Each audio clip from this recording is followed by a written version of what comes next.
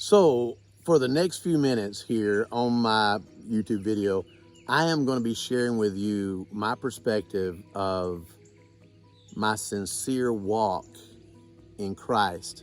I'm a believer. I am so thankful for my family, thankful for the people who follow me on the channel, people who are in my life, my friends and my relatives and my acquaintances, my neighbors, all the people that I do business with. I'm very thankful because one of the beautiful things in life that goes beyond me, and that's the whole point of today's talk, is beyond me. Beyond me. Because if I lived my life as a selfish person, in my perspective, there is no possible way that I could ever accomplish all the goals and to be able to maximize that journey that God has allowed me and blessed me to walk within. So stick with me here on the video today, and let's talk about how to be the most sincere individual possible in your journey in changing the world around you and changing the future generations that are coming after you, and to make a difference. Because when you do, it makes not only a difference in everything around you. When you focus out there, you focus on them, you focus on the future, you focus on others, and you focus on the things that you need to accomplish. Once you start focusing on all these things, the beauty of this is that it changes you and takes you to where you need to be automatically. First of all, let me just say hello from Welch Family Homestead, and just wanted to share a devotion here with you and what's from my heart, what's on my heart, and maybe it will somehow relate to you, and somehow maybe it will trigger something in you and cause you to say, wow, you know, that's me. That's me. Tim McGraw sang a song, Better Than I Used to Be. I can relate to that. The words actually are saying, I'm not as good as I'm gonna get, but I'm better than I used to be.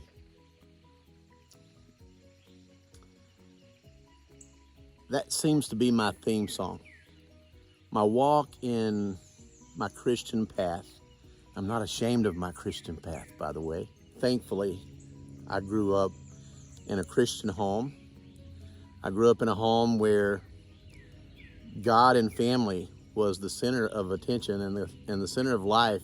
And to me, to have that foundation, the foundation of knowing that everything that you do in life has a relative perspective to something that actually has meaning, value, merit, and purpose. That to me gives a grounding to every decision that a person can make throughout their entire life. One of the things that I'm focused on right now is the homestead and doing everything I possibly can to prepare for the future for my family. This is a cousin of mine actually reached out to me and said, Jeff, you realize how old you are right now, don't you? And I'm thinking, yeah, I know my age. You sure you want to tackle all this at this age? And the answer would be yes, I do.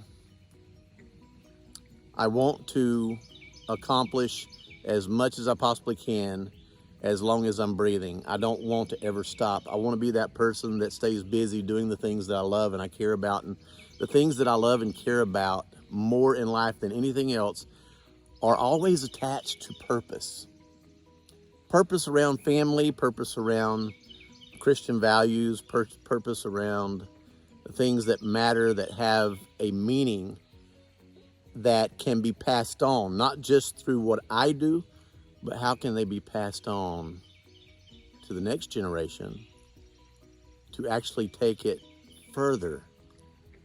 See, I don't have just a dream of what I'm capable of doing. I have that dream of what I'm capable of setting an example of. Big difference. Now, as some of you know, I have gardens, animals, honeybees, and we're increasing all that we're doing here on the farm. I'm down here on my dam, reservoir of the lake. And it's 18 feet deep behind me here. I have a beautiful lake, has some beautiful fish in it. A mallard duck just flew over my head. You didn't get to see that, but we have all kind of wildlife here that's just flourishing. And the reason it is because we keep God's planet here in the Welch Family Homestead location clean. And that is our purpose, is we want to do our part to be good custodians of God's earth. That's important to me. Not all about my purpose. It's about what can I do, not only to fulfill certain things in my lifetime, but what can I do to hopefully pass on to other generations, not just to repeat, but to do it even better than I've done it.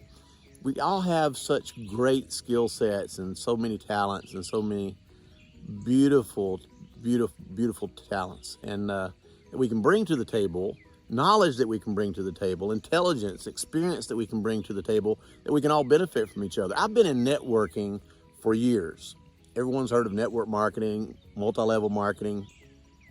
I've been doing that for years. I'm actually the CEO of a network marketing company, and not a distributor. I'm the CEO of a company, and I've been in the corporate side for several years now, and I've enjoyed that side of it. I was a distributor before I was in corporate. But even while I was a distributor in network marketing, and that's home-based business, by the way, and what is farming other than home-based business, right? Is another form of home-based business. But the one thing that I feel like we are going into right now in a season, more than anything else, is the homesteading concept has been integrated into what I call a networking mindset. So it's not always what you can do, but it's what you can do good at, what your talents are really good at, and finding neighbors and finding other people, maybe in a short distance or even sometimes in a long distance, because we have mail, right? We have the ability of shipping if we need to. There's that ability within us as a network of people who are doing a home-based business, but also a home-based network of homesteading with our influence on social media, whether it be YouTube or Facebook or Instagram or Truth Social or LinkedIn, whatever social media platform, through your websites and links that can be driven stronger through the power of the internet, to connect with others, to have homestead conventions and workshops that we can all become part of, to learn more from each other, where one person is good at certain things, another person is good at other things, or maybe their property accommodates certain farming, homesteading, and someone else's property accommodates something differently. Someone else is in a different climate than you are. You're in a different climate than they are. Everyone can participate in a network, a whole different type of network than a network marketing home-based business, but this is more like a network farming home-based business or a network homesteading home-based business that can be spread out and networked out. Now, how does this tie into my devotion today? It has to do with, what is our purpose? What are we doing? How sincere are we with our purpose in taking our lives to that next level and doing something that has meaning? That's a big part of me right now. It's a big part of the way I think, and it's a big part of every breath that I take, because it drives me. This is early in the morning. The fog hasn't even lifted from the top of my mountain. You can see the fog right across here. The clouds are low. You can't even see the top of my mountain back there. I have it all the way to the top of the mountain, a long way. If I look that way, I can see the mountain that's about a mile from here, but it's fogged in. And the mountain that's 2 miles from here, I have a long view. I can't see it at all because it's totally enveloped with the clouds. And the reason I'm bringing that up is because sometimes we, as humans, our finite creature human we are, sometimes we can see short distance. Sometimes we can't see far distances. Sometimes the morning fog of our lives are blocking us from being able to see far away in our future, to being able to see into our future, where we're planning on going. But if we stick around and if we wait for the sun to come out, we wait for the power of the sun to burn that fog away, we can see the distance, we can see the vision, we can see the mission before us, we can see where we need to be. And one of the things that I am focused on, not just building my homestead and the 56 acres that I have here, the Welch family homestead, but also to advancing beyond that over time, maybe even leasing properties outside of what I own, because I want to do something big as it keeps going, because I know certain parts of my farming is going to have the need to expand.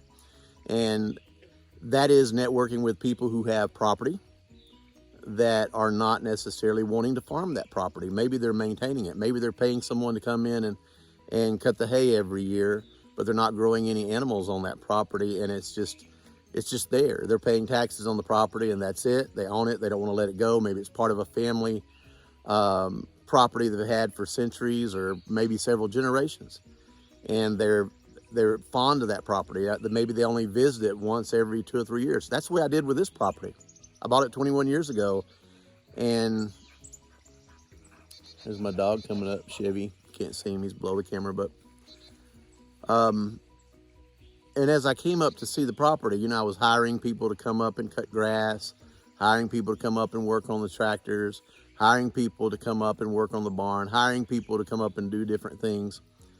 And recently, last year, I decided to transition when the house sold in the golf course, gated community, you know, that lifestyle. I decided I want to be here, because I remember coming here several times a year to the property that I purchased 21 years ago to enjoy it. My family enjoyed it. I enjoy swimming in the lake. I enjoy riding ATVs. I enjoy riding around on my John Deere tractors. I enjoy getting dirty and sweaty and cold and hot and whatever else I needed to do. Hearing the sounds of nature, hearing the bullfrogs at night, or the tree frogs at night, or the katydids at night, cicadas, whatever you want to call it. We call them katydids. And then last night, the first evening, as the sun was going down, it was getting dark, and it's that time of year, that late spring, we're starting to see the fireflies. We call them lightning bugs here. And the beauty of that, and the beauty of the sounds, the beauty of the views, the beauty of the greenery coming out in spring, even the beauty of the snow in the wintertime, all these things are gifts of God. Gifts I look at that God has blessed us to be able to see and to be able to accept visitors here on the property. Yesterday, the president of the bank that I bank with down in Georgia, her and her husband came up yesterday and spent a little time with me. Painted 2 old windows, the glass, she painted flowers on it, and I'm gonna be hanging that in my greenhouse. Have a good relationship. So that's part of my network. I have a bank president that I can call up, or I can text, and I can ask a question, and that's part of business, and it's part of the beauty of building relationships over the years. And her and her husband walking the property here with me yesterday, looking at the garden, looking at the bees, walking around the lake, enjoying looking down at the fish swimming in the lake. That is priceless, to be able to experience those types of things with the network of people that you have in your life. And one of the statements that came up yesterday, it's not always what you know, it's not always how much money you have, it's the people that you know and the people you care about, and the network of people that you've established in life that really makes a difference in your world. Truly. And the way that you create those relationships, the strongest, and I'm about to shock and awe every one of you, because this may not be exactly what you were expecting to hear in this devotional today. Romans 6 is probably one of my favorite chapters in the Bible. And it's like the first part of the book of Romans. And I went to Christian Bible college. And when I graduated from high school, I went on to college, went to Lee University. And I remember taking certain classes like Romans and Galatians, 1st and 2nd Corinthians, and, you know, all the Thessalonians and all the different books of the Bible, you know, and certain subjects, certain classes in certain semesters stood out to me, and Paul's writings seem to stand out to me heavily. But it's like our Christianity, the way we want to look at it, is, to me, it's like there's a vertical and a horizontal. There's that first part of Romans where it's talking about, and you're welcome to read it. I'm not going to try to bombard you with a lot of scripture today, because you can read the Bible. You're capable of reading, I'm sure. And if you're not, turn on something where you can hear someone else read it. I'm not going to take time to do that, but I want to take time to share with you in generalities today. It's like the first part of Romans is focused on becoming a sacrifice before God, holy and pleasing unto God. In other words, it's that path to give ourselves unto God. That's our first step that we can really make a difference in our life. Because without that, all these other things we're talking about, and goals and perspectives and purpose and everything else, doesn't have a foundation. Without the foundation of us being able to truly understand the importance of giving ourselves to God, how does anything else really matter? It's selfish if it's beyond that. We have to live for something else besides us. But see, we're in a world of self-love more than we're in a world of self-sacrifice.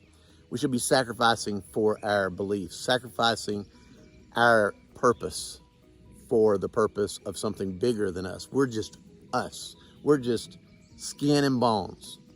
If I were to look at me and evaluate me, I'm just skin and bones. I'm just flesh. I'm just one human.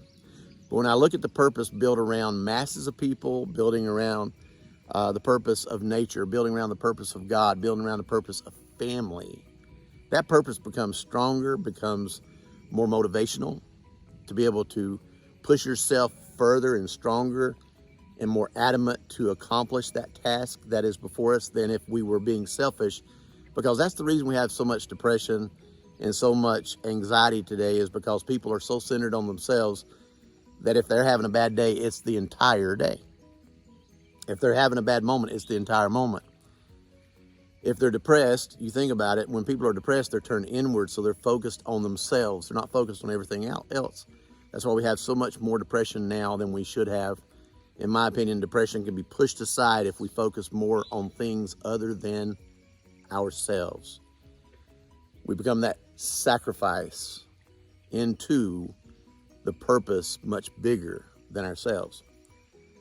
But yet, that's not that easy, is it? So, because we're in a world that's opposite from that. We're in a world that's constantly marketing something opposite from that. We're always hearing how you need to focus on you, how that you need to focus on your success. You need to focus on your betterment.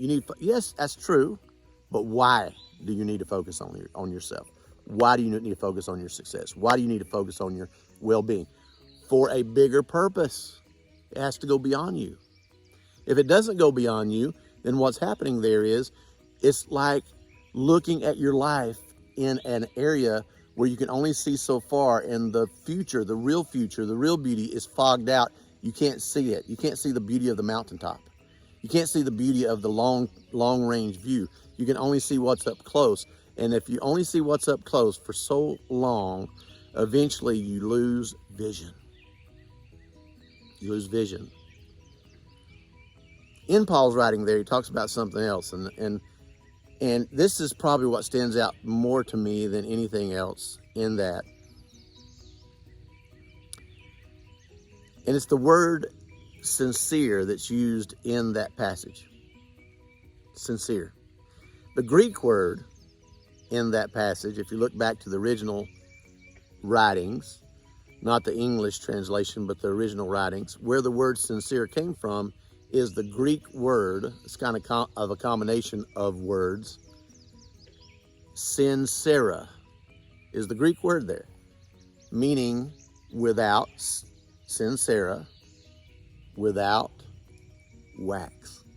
Now, interestingly, here in the United States, here I have bees, I have honeybees, but here in the United States, we've evolved in some of our nature, in some of our habitat, and some of the creatures that we have here. We have a lot of creatures here in the United States that have come from different parts of the world. Plants. There's a tree right over here on the other side of the dock that's a ginkgo tree. It came from Japan, native to Japan. I have several plants on the property here that's native to Japan. They're not native here to the Appalachian Mountains. But over the years, certain things have been brought here to the United States from other countries. And one of those things is a creature called the honeybee. Prior to the European settlers coming to the United States, the North American climate depended upon, also Central America too, depended upon butterflies to do their pollination. We have other bees like bumblebees and wasps and hornets and a few things that were here that also done some of the pollination, but the majority of the pollination was the butterflies migrating from north to south, between North and South America. We didn't have honeybees. So the Europeans came over and brought the honeybees. That's why you see in the old writings from Eurasia, in other words, Europe and Asian areas, the Eurasian areas where the honeybees originated. And so you see old writings that are thousands of years old talking about the land flowing with milk and honey, right? And you talk about, you hear writings talking about being waxed cold. I mean, they didn't make wax out of petroleum like they do today. They made wax out of what? The bees made the wax, and that wax was used for certain things. So stay with me on this, because this is an important little part of this, what we're talking about, in regards to what Paul was talking about in that word sincera. Without wax is what it means, without wax. Sincera, the word sincere. Isn't it interesting that the word sincere comes from the Greek word sincera, that means without wax. And it came from writings from an area of the world that had honeybees, without wax. It didn't mean that the honeycomb or the honeybee nest was without wax. That's not what it was talking about. I'll tell you exactly what it was talking about. It was talking about being sincere, where in the old Grecian Empire, there were artists, there were sculptors that at one time, all the elite, in the Grecian Empire, in the Roman Empire, there were times where showing off your status was a big deal. And one of the ways they did that is they'd have their masons build pinnacles, and they would set these elaborate, detailed marble statues on these portals, and as they did, they wanted them to be so beautiful out there in their courtyards, these white marble statues. Now, interestingly, that was a big market, and some of these sculptors were sincere, and some of these sculptors were not sincere. After they would sculpt these beautiful sculptures, they would take wax and they would buff these sculptures and make them shiny. They didn't have the buffing wheels and all the electrical equipment that they have today, where they would use buffing compound and polish it down to a polished shine like they do today. They had to do everything by hand, and one of the ways that they were able to get that shine was to put a coat of beeswax on it. Isn't that amazing how cool that is? How that's not modern technology. That's been going on for thousands of years. But then there were sculptors, artists, that were producers. In other words, they were production artists. They were not sincere. They would use lower grade marble that had cracks in it. It had crevices in it, had flaws in it. And instead of trashing that piece of art and starting all over like the quality, sincere sculptors, they would take that wax. They found that they could take that wax and fill in those crevices and fill in those cracks and fill in those flaws. And the people they were selling their sculptures to could not see the flaws. They could not see the damage or the imperfections in those statues. That's where this word sincera came from, because if you had a quality statue, a quality sculpture, it would have the Greek word sincera written on the bottom of it. That's what just made it distinctive and set it apart to make it a more quality piece of art. I have news for you here. This is just a revelation for you. God made you in his image. God was your sculptor. God was your artist. God is the artist of everything that's happening around me right now. God does not create flaws. Now, we may do damage to what he's done already. We may add the scars. We may add the imperfections. We may add the problems in our lives that many times has affected us and left inconsistencies in his perfection of what he intended us to be. We may not have followed the exact same path that God has intention for us to follow. And sometimes we have altered God's plan, and maybe we have flawed God's plan in our life many times, but we can turn that around.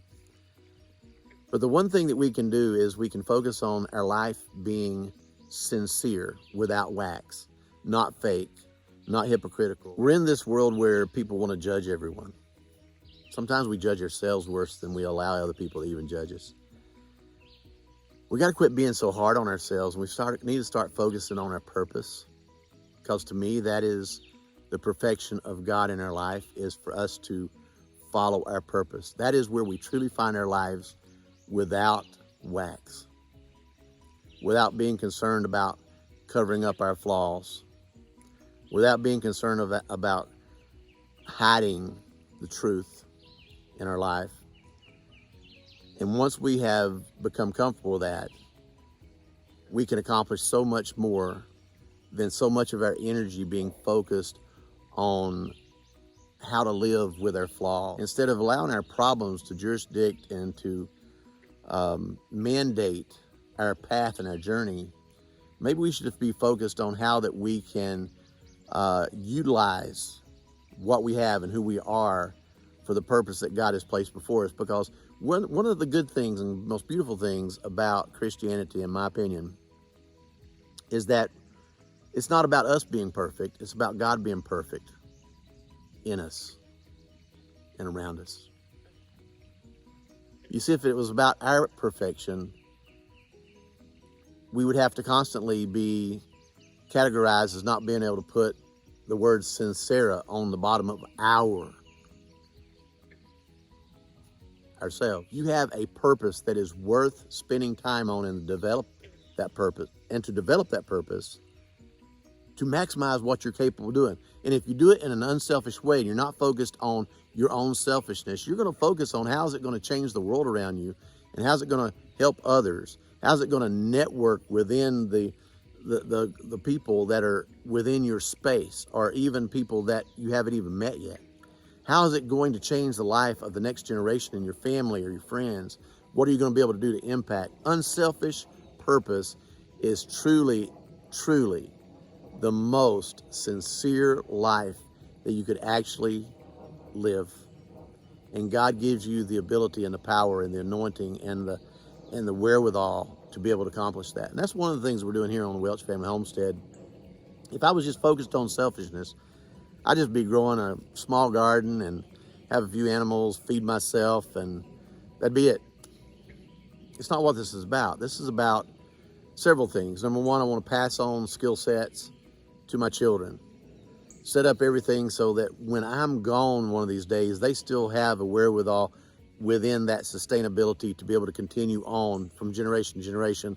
And I have done things for years to make sure that I've invested correctly so that they will be blessed for generations to come. It's not a selfish move. It has to do with what I'm planning for my future generations beyond me, my bloodline, moving on. But it goes beyond my family. As we do the YouTube channel and we do the educational path, or we inspire people if we can, and we can. With God's help and God's anointing on our lives, we have that ability to do much more than we're capable of doing, unselfishly, giving information, education, knowledge, experience, beyond who we are into who you are.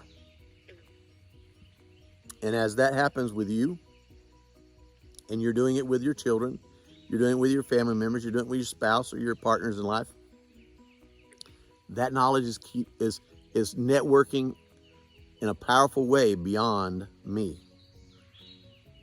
And as I bring guests on board and they share their expertise within our channel, it brings even more knowledge than what I'm capable of bringing. So the power of knowledge is a powerful thing. The lack of knowledge is a detrimental thing.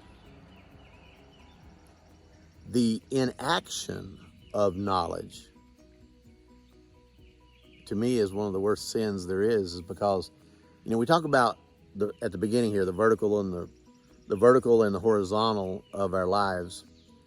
We talk about sin in such a way of don't do this and don't do that.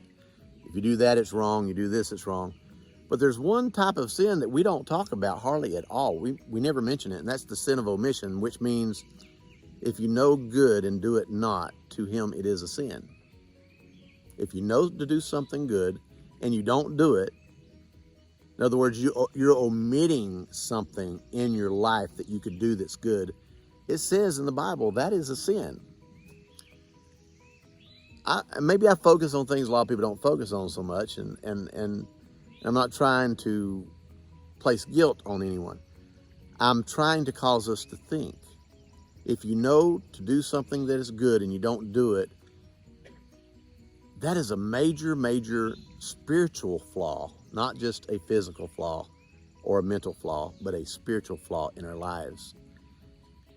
I'm motivated by doing things that are good, clinging to that which is good.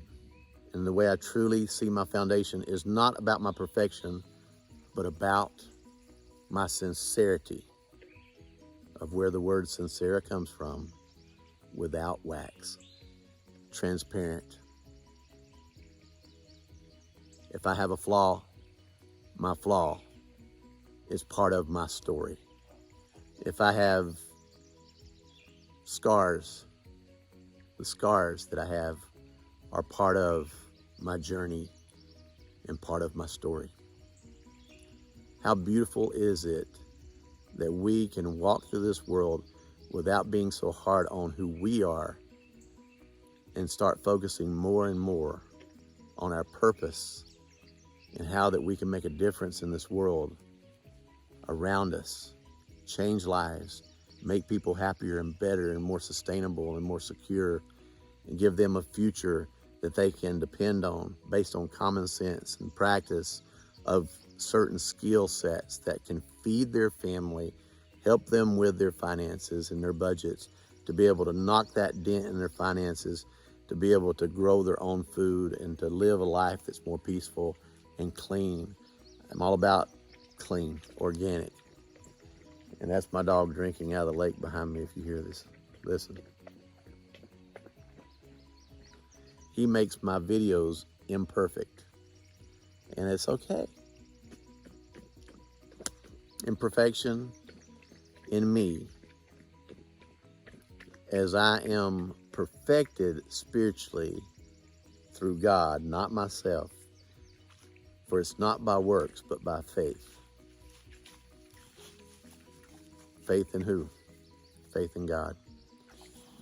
Thank you for joining me today on this quick devotional, and hope that you have received some type of a word here that will cause you to feel at peace and to have a different energy within yourself to take yourself to another level based on your purpose, rather than the focus of your life based on your regrets or based on your flaws or based on your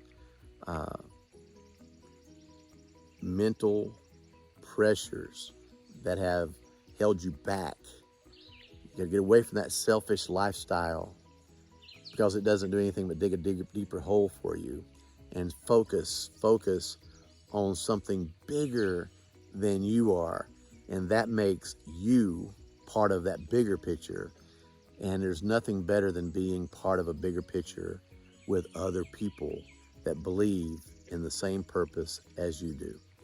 I embrace homesteading. I embrace independence. I I embrace doing things from home, have for decades, and I hope that you will as well embrace that which brings you closer to family, closer to your own experience and path and journey and your walk through life.